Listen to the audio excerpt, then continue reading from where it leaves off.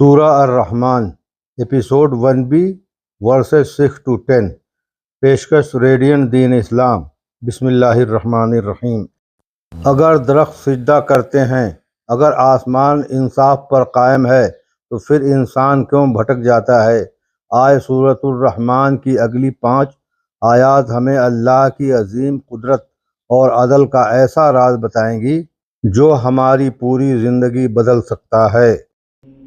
بسم اللہ الرحمن الرحیم والنجم والشجر يسجدان۔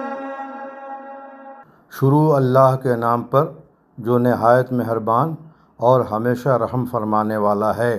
اور ستارے یا زمین پر پھیلنے والے پودے اور درخت سب اللہ کو سجدہ کرتے ہیں۔ اللہ تعالیٰ فرماتے ہیں کہ درخت ہوں یا پودے سب اپنے رب کے حکم کے آگے جھکے ہوئے ہیں۔ یہ سجدہ صرف پیشانی رکھنے کا نام نہیں بلکہ اللہ کے مقرر کردہ نظام کی مکمل اطاعت بھی سجدہ ہے۔ پوری کائنات اپنے خالق کی فرما بردار ہے۔ سوال یہ ہے کیا ہم بھی ہیں؟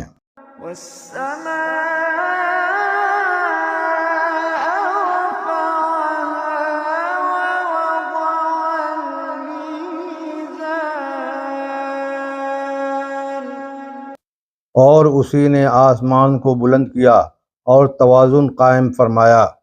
یہ کائنات اتفاق سے نہیں چل رہی۔ ستاروں کی گردش، زمین کا مدار اور رات کا نظام، ہر چیز ایک کامل میزان یعنی توازن کے مطابق ہے۔ یہی توازن اللہ کی عظیم حکمت کی نشانی ہے۔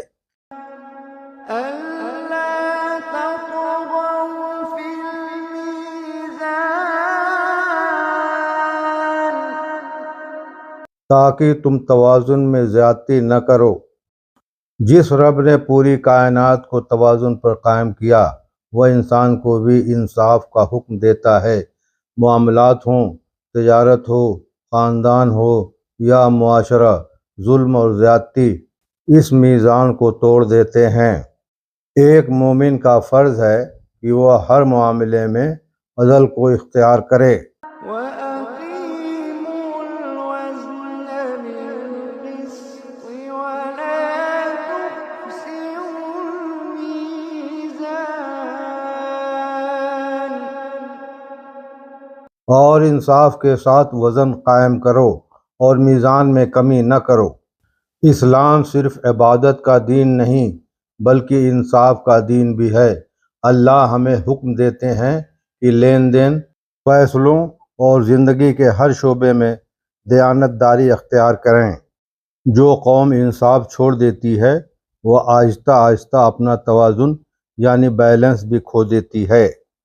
وَالْأَرْضَ وَضَعَهَا لِلْأَنَامِ۔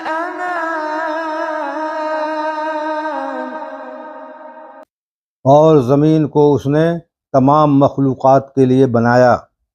یہ زمین صرف انسان کے لیے نہیں بلکہ ہر جاندار کے لیے اللہ کی نعمت ہے۔ پہاڑ، دریا، جنگلات، جانور، پرندے سب اسی زمین پر اللہ کی رحمت سے زندگی پا رہے ہیں۔ جب پوری زندگی اللہ کی امانت ہے تو اس کی حفاظت کرنا بھی ہماری ذمہ داری ہے۔ اینڈنگ۔ درختوں کی اطاعت، آسمان کا توازن، انصاف کا حکم اور زمین کی نعمت، یہ سب ہمیں یاد دلاتے ہیں کہ اللہ کی ہر تخلیق ایک مقصد کے تحت ہے۔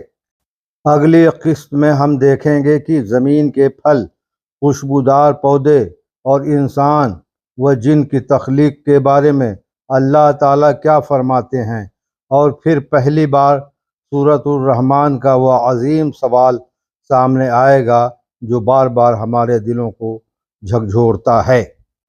فَبِأَيِّ آلَاءِ رَبِّكُمَا تُكَذِّبَانِ۔ ویڈیو میں بس اتنا ہی۔ اگر ویڈیو آپ کو پسند آئے تو لائک، شیئر اور سبسکرائب ضرور کریں تاکہ اگلی ویڈیو آپ کو ٹائم سے پہنچ سکے۔